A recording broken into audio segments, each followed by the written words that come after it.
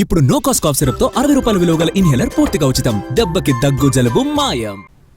Hyderabad Amberpet police స్టేషన్లో gun miss అయిన ఘటన కలకలం రేపుతోంది. తుపాకీ కోసం అధికారులు గాలింపు చర్యలు చేపట్టారు. ఎస్ఐ భానుప్రకాష్ దగ్గర ఉండాల్సిన రివాల్వర్ కనిపించకుండా పోయింది.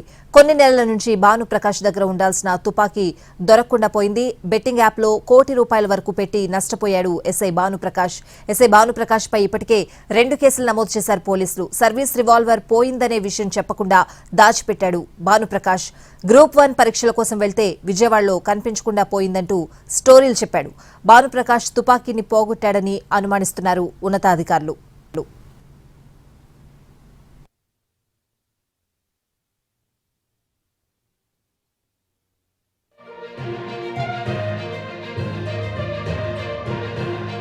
మరింత సమాచారం మా ప్రతినిధి రాధాకృష్ణ అందిస్తారు.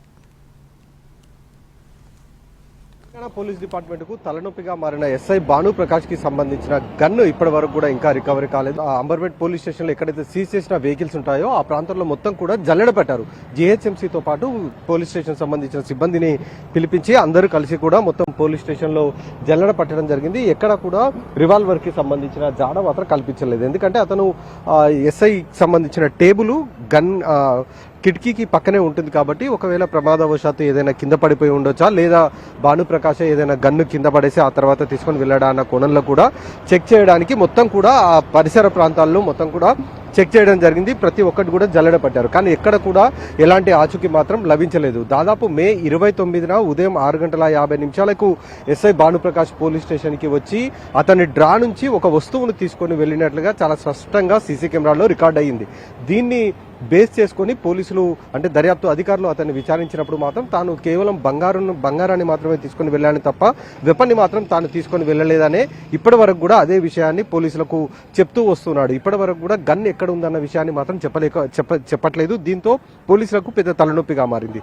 బెట్టింగ్ కి అలవాటు పడ్డాను, బెట్టింగ్ కి బానిసగా మారానని ఒప్పుకున్నాడు. అలాగే ₹1 కోట్లకు సంబంధించిన దాంట్లో అప్పుల పాలైనట్లుగా కూడా చెప్పాడు. అలాగే రికవరీ చేసిన బంగారాన్ని కూడా అమ్ముకున్నట్లుగా కూడా చెప్పాడు. కానీ గన్నుకు సంబంధించింది మాత్రం ఇప్పటి వరకు ఎక్కడా కూడా ఒక అంచనాకి మాత్రం పోలీసులకు చెప్పట్లేదు. గన్నును తీసుకెళ్లాను అన్న విషయాన్ని మాత్రం ఎక్కడ కూడా పోలీసులకు చిక్కకుండా చాలా జాగ్రత్తగా ఎస్ఐ భానుప్రకాష్ మాత్రం వ్యవహరిస్తున్నాడు. ఇదే ఇప్పుడు పోలీస్ డిపార్ట్మెంట్ కు పెద్ద తలనొప్పిగా మారింది. గన్ను ఎక్కడికి వెళ్ళింది, ఎవరి చేతిలో ఉన్నది అన్నదే ప్రస్తుతం మిస్టరీగా మారిన పరిస్థితి అయితే మనకు కనబడుతుంది. దాదాపు 2 నెలలు కావస్తుంది. ఇప్పటి వరకు కూడా ఇంకా గన్నుకు సంబంధించిన ఆచూకీ లభించకపోవడం. అంటే మే 29న మిస్ అయింది. కానీ నవంబర్ 12న ఈ ఆడిటింగ్ చేస్తున్న సమయంలో గన్నుకు సంబంధించిన మిస్ అయినట్లుగా కూడా గుర్తించడం జరిగింది. అప్పటి నుండి కూడా ఇప్పటి వరకు గన్ను రికవరీ కాకపోవడం, ఎక్కడ ఉందో తెలియకపోవడంతో ఇప్పుడు పెద్ద తలనొప్పిగా మారిన పరిస్థితి అయితే మనకు కనబడుతూ ఉంది. కెమెరామెన్ మల్లేష్తో రాధాకృష్ణ, ఎన్టీవీ, హైదరాబాద్.